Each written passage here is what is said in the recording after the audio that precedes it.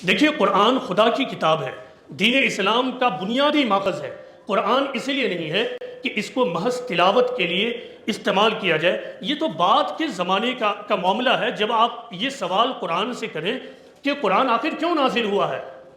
یہ سوال آپ کے ذہن میں کسی بھی کتاب کے بارے میں بھی ہوتا ہے۔ مثلا آپ سب سے ادنا قسم کا جو لٹریچر ہوتا ہے پبلشنگ ہاؤس کے پاس، سب سے ادنا قسم کا وہ ہوتا ہے کامک لٹریچر۔ پورنوگرافی کو چھوڑ کر میں بات کر رہا ہوں، سب سے ادنا قسم کا لٹریچر جسے کوئی بھی پڑھ سکتا ہے وہ ہے کامک۔ کیا کامک پڑھنے والا یہ بتا سکتا ہے کہ اس نے کامک کو پہلے صفحے سے آخری صفحے تک صرف اور صرف اسی لیے پڑھا کہ بس وہ ریڈنگ ڈال لے؟ تو پھر آپ سے یہ سوال ہے کہ قرآن جو خدا کی کتاب ہے اس کو آپ کیوں کر پہلے صفحہ سے دوسرے صفحہ تک بغیر سمجھے بوجھے پڑھ سکتے ہیں؟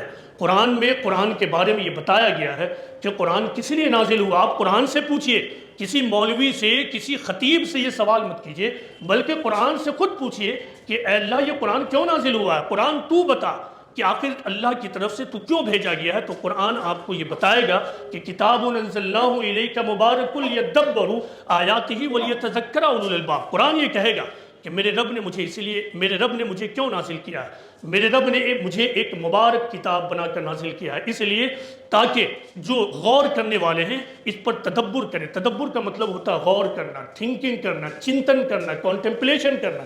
عربی لفظ تدبر کا یہ مطلب ہوتا ہے۔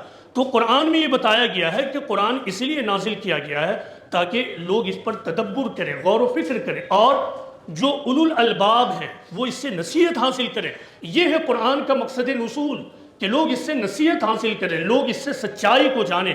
یہ ہے، بلکہ قرآن میں ایک سے زیادہ مقام پر اللہ تعالیٰ نے جھنجھوڑ کر یہ کہا ہے کہ افلا یتدبرون القرآن ام علی قلوب اقفالها، کیا یہ لوگ قرآن پر غور و فکر نہیں کرتے ہیں یا ان کے دلوں پر تالے لگ چکے ہیں؟